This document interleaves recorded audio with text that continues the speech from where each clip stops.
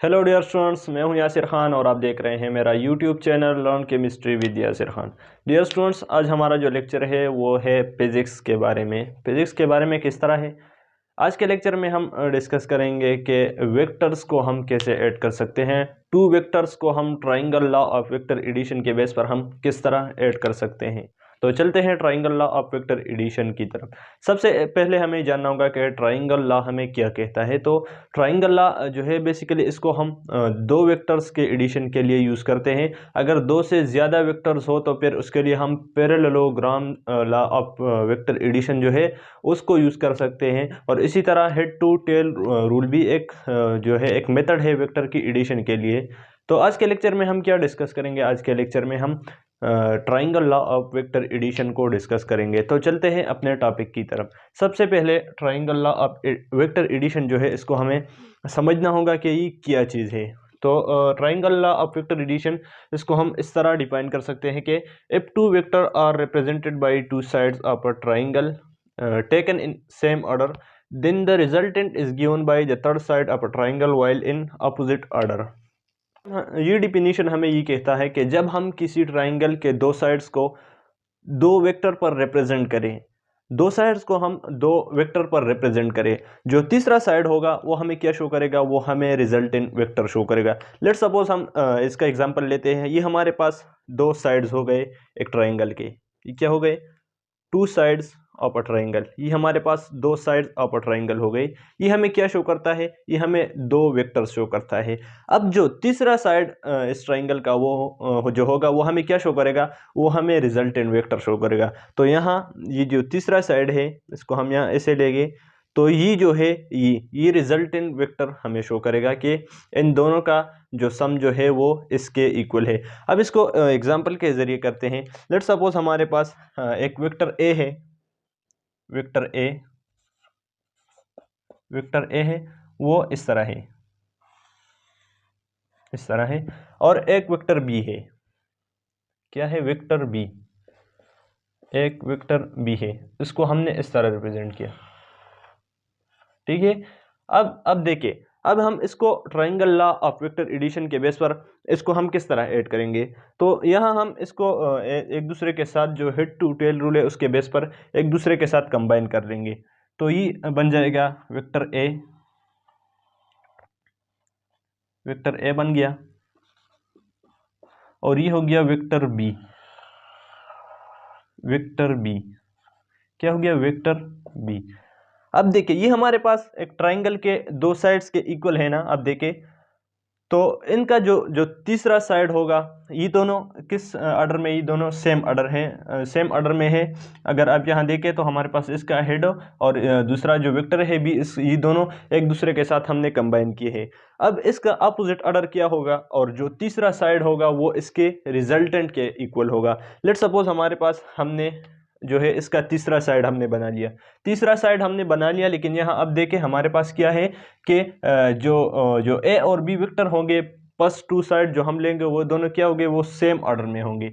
यहाँ देखें तो इसको हम क्या सेम ऑर्डर में लेंगे, और जो थर्ड साइड है उसको हम किस में लेंगे, उसको हम अपोजिट डायरेक्शन में लेंगे, अपोजिट ऑर्डर में लेंगे। किस तरह अपोजिट ऑर्डर में लेंगे, अब यहाँ देखें हमने हेड को किससे, टेल से मिलाया है, लेकिन जो रिजल्टेंट होगा उसका हम क्या करेंगे, उसको हम हेड से हेड और टेल टू टेल हम उसको कंबाइन करेंगे। देखिए ये हमारे पास टेल ही है, तो रिजल्टेंट का टेल और वेक्टर ए जो है उसका टेल, और इसी तरह आप देखें ये इसका हेड हो गया, हेड टू हेड, और यहाँ टेल टू टेल। तो ये इसके एक अपोजिट ऑर्डर है ना। आप देखें यहाँ हेड और टेल है, और यहाँ आप देखें टेल एंड टेल और हेड एंड हेड। तो यहाँ आप देखें ये हमने किस में ले लिया, ये हमने अपोजिट ऑर्डर में ले गया। अब ये हमें क्या शो करता है, ये थर्ड नंबर साइड जो है ये हमें क्या शो करता है, ये हमें रिजल्टेंट वेक्टर शो करता है, रिजल्टेंट वेक्टर शो करता है। और ये किस चीज़ के बराबर है, ये हमारे पास ये इक्वल है, इसको हम किसके इक्वल लेंगे, आर इक्वल है vector A plus vector B, ये किसी, ये इसके इक्वल है। देखिए अब हम इससे जो वेक्टर आर है रिजल्टेंट वेक्टर, उसका हम जो मैग्नीट्यूड है और उसका जो डायरेक्शन है उसको हम फाइंड करेंगे कि वेक्टर आर जो है रिजल्टेंट ये किस डायरेक्शन में होगा और इसका मैग्नीट्यूड किसके इक्वल होगा। तो सबसे पहले हमारे पास है मैग्नीट्यूड ऑफ रिजल्टेंट वेक्टर। तो मैग्नीट्यूड जो है रिजल्टेंट वेक्टर का वो हम किस तरह निकालेंगे, तो उसके लिए हम क्या करेंगे, कुछ डिराइवेशन करेंगे। यहाँ तक अगर आपको क्लियर हुआ है तो इसको नोट कर दीजिए। अब इसके बाद में जो है मैग्नीट्यूड ऑफ रिजल्टेंट वेक्टर जो है उसको मैं फाइंड आउट करूंगा कि ये किसके इक्वल है।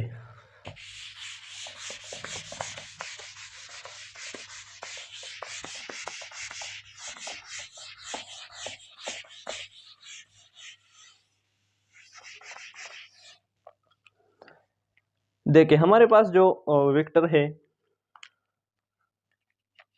अगर आप देखें मैग्नीट्यूड ऑफ वेक्टर जो है वो किसके इक्वल है, वो हमारे पास इक्वल है R square is equal to A square plus B square plus 2ab cos theta. अब हमें इस इक्वेशन को डिराइव करना होगा कि किस तरह जो है टू वेक्टर का जो मैग्नीट्यूड है वो इसके इक्वल होगा। ये हमारे पास ये क्या है, ये वेक्टर को रिप्रेजेंट करता है, ये तीनों जो है ये वेक्टर को रिप्रेजेंट करता है। अब यहाँ देखें आर स्क्वेयर जो है ये इक्वल है वेक्टर ए का स्क्वायर वेक्टर बी का स्क्वायर और जो उन दोनों का मल्टीप्लिकेशन है प्लस कॉस थीटा, जो उनके दरमियान जो थीटा है जो एंगल है तो ये उसके इक्वल है। अब हम इसको डिराइव करेंगे। तो जैसा मैंने पहले एग्जांपल लिया, हम सेम वही एग्जांपल लेते हैं। हमारे पास दो वेक्टर है, वेक्टर ए है एक, इस डायरेक्टर ये हो गया और दूसरा वेक्टर ये हो गया वेक्टर बी, वेक्टर ए और ये हो गया वेक्टर बी, और रिजल्टेंट इसका इक्वल होगा इस तरह।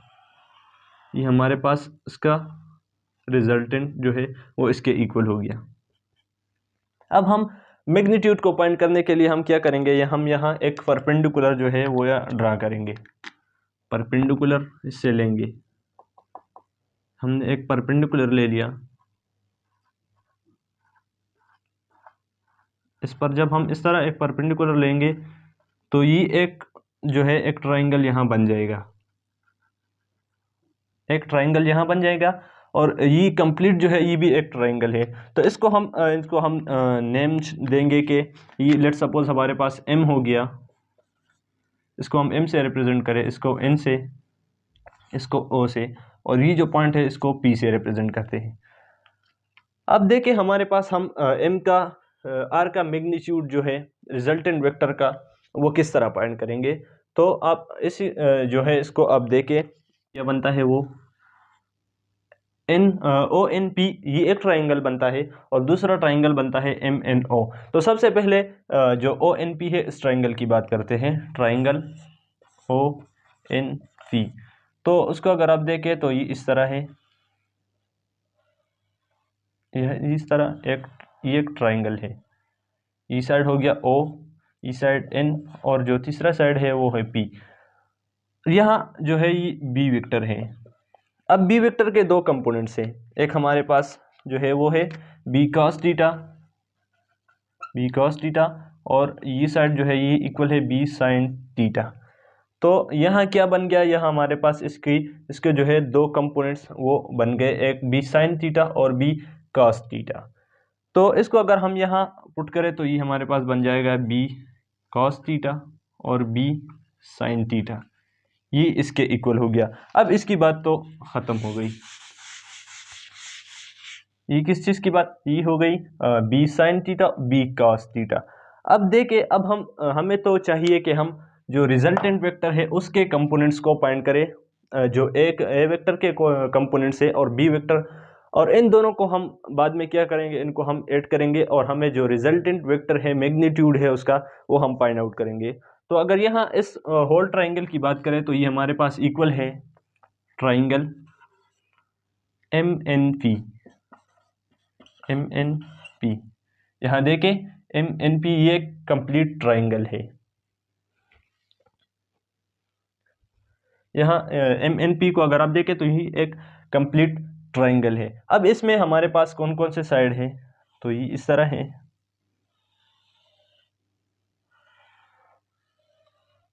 एक साइड है n, दूसरा है p और जो तीसरा है m।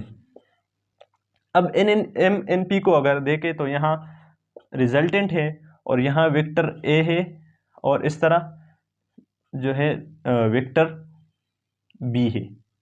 क्या है? वेक्टर b है। ये थोड़ा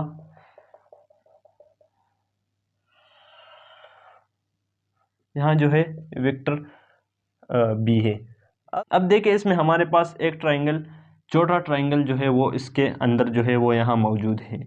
तो अगर हम रिजल्टेंट के कंपोनेंट लेंगे, रिजल्टेंट वेक्टर के कंपोनेंट लेंगे तो हमारे पास किसके इक्वल होंगे? यहाँ अगर आप देखें तो यहाँ ऑलरेडी b cos थीटा पहले से मौजूद है और यहाँ a वेक्टर जो है इसमें अब नया जो है वो इसमें शामिल हो गया, क्योंकि वहाँ हमने यहाँ जो छोटा ट्राइंगल बना है वो हमने उसका जो कंपोनेंट्स है वो हमने लिए थे। और यहाँ हम क्या करेंगे, यहाँ हम जो ओवरऑल ट्राइंगल बना है उसके हम क्या करें, उसका हम जो कंपोनेंट्स है उसको हम फाइंड करेंगे। अब इसको अगर हम फाइंड करेंगे तो ये हमारे पास इक्वल हो जाएगा a plus B cos theta. ये क्यों ये इसके इक्वल हो जाएगा? अगर इस होल को आप ले ले पूरा को तो ये हमारे पास इसमें एक ए जो है ए वेक्टर है और दूसरा जो है बी कॉस थीटा। तो इन दोनों को हम क्या करेंगे, इनको हम ऐड करेंगे। तो ये हमारे पास एक कंपोनेंट बन गया ए प्लस बी कॉस थीटा। अब जो दूसरा पार्ट है उसका वो किस चीज के इक्वल है? वो बी साइन थीटा, ये इसके इक्वल है। अब हमें फाइंड करना है रिजल्टेंट को। रिजल्टेंट को हम किस तरह फाइंड करेंगे? By using Pythagoras theorem. इसको नोट कर दीजिए, इसके बाद जो है मैं इसकी डेरिवेशन करता हूँ। यहाँ अगर आप लोग देखें तो यहाँ एक राइट एंगल ट्राइंगल बनता है, राइट एंगल ट्राइंगल। इसको मैं ज़रा वहाँ जो है ड्रा करता हूँ। अब जो पाइथागोरस थ्योरम है उसके बेस पर हम क्या करेंगे, हम जो रिजल्टेंट वेक्टर है उसका मैग्नीट्यूड फाइंड करेंगे। तो यहाँ हम क्या करेंगे, by using Pythagoras theorem, by using Pythagoras theorem. Pythagoras theorem हमें क्या कहता है कि जो hypotenuse square is equal to base square plus perpendicular square. तो यहाँ हम उसी थ्योरम को यूज़ करेंगे और जो रिजल्टेंट वेक्टर है उसका मैग्नीट्यूड फाइंड करेंगे। तो यहाँ अगर आप देखें हमारे पास जो एम एन है वो इक्वल है M N square is equal to M P square plus N P square. अब एन पी की जगह एम पी की जगह और एम एन जो है उसकी जगह हम इसी वैल्यूज़ को पुट करेंगे। तो एम एन जो है वो इक्वल है रिजल्टेंट वेक्टर के आर स्क्वायर कि इसके इक्वल है आर स्क्वायर, और जो एम पी है वो इक्वल है A plus B cos theta के, इसके इक्वल है, इस पर बी स्क्वायर है, और प्लस एन पी जो है वो इक्वल है बी साइन थीटा के, बी साइन थीटा, इस पर बी स्क्वायर है। जब इसको हम एक्सपेंड करेंगे तो ये इक्वल हो जाएगा ए स्क्वायर। यहाँ जो है एक इजी फार्मूला यूज़ किया गया है A plus B whole square का, जो कि इक्वल है A square plus B square plus 2ab। यही जो फार्मूला है ये यहाँ यूज़ किया गया है इस जगह पर। ये ए है लेट सपोज और ये बी है और इसका जो है वो स्क्वायर है। तो इसी फार्मूला के बेस पर इसको हम एक्सपेंड करेंगे, ये प्लस बी स्क्वायर का square theta plus B square sine sorry, ये हम इसी फार्मूला वाला जो हिस्सा है उसको लिखते हैं 2ab cos theta plus B square sine square, और ये बन जाएगा थीटा। अब देखें इसमें हम कॉमन ले सकते हैं ए स्क्वायर प्लस जो है इस बी स्क्वायर को, और इस दोनों में हम जब कॉमन लेंगे बी स्क्वायर को तो ये बन जाएगा B square cos square theta plus sine square theta plus ये जो टर्म है 2ab cos थीटा। तो यहाँ अगर आप देखें हमारे पास एक टर्म बन गया जो कि है cos square theta sine square theta. तो cos स्क्वायर थीटा और sin स्क्वायर थीटा ये हमारे पास ये इक्वल है 1 का। तो जब 1 को हम बी स्क्वायर से मल्टीप्लाई करेंगे तो वही सेम बी स्क्वायर आएगा। अब अगर इसको मैं मिटा देता हूँ। अब इसको हम जब और एक्सपेंडेड फॉर्म में और सिंप्लीफाइड फॉर्म में लिखेंगे तो ये इक्वल हो जाएगा R square is equal to A square plus B square. मैंने आपको बताया कि cos स्क्वेयर थीटा और sin स्क्वेयर थीटा ये इक्वल है 1 के। तो बी स्क्वेयर को जब हम 1 से मल्टीप्लाई करेंगे, बी स्क्वेयर को 1 से मल्टीप्लाई करेंगे तो ये फिर हमारे पास वही बी स्क्वेयर के इक्वल हो जाएगा और प्लस 2ab cos थीटा। तो ये हमारे पास जो है इसकी हमने डिराइवेशन कर दी कि मैग्नीट्यूड ऑफ रिजल्टेंट वेक्टर जो है वो इक्वल होगा R square is equal to A square plus B square plus 2ab cos theta. तो ये जो है मैग्नीट्यूड हो गया रिजल्टेंट वेक्टर का। अब इसके बाद हम क्या करेंगे, हम रिजल्टेंट वेक्टर है उसका जो डायरेक्शन है उसको फाइंड करेंगे कि इसका डायरेक्शन किस तरफ है। तो चलते हैं डायरेक्शन को फाइंड करते हैं। डायरेक्शन को किस तरह फाइंड करेंगे, वही सेम मेथड है, इसको नोट कर दीजिए। फाइंड करेंगे वही सेम जो ट्राइंगल है वही लेते हैं। हमारे पास ये वेक्टर ए और ये वेक्टर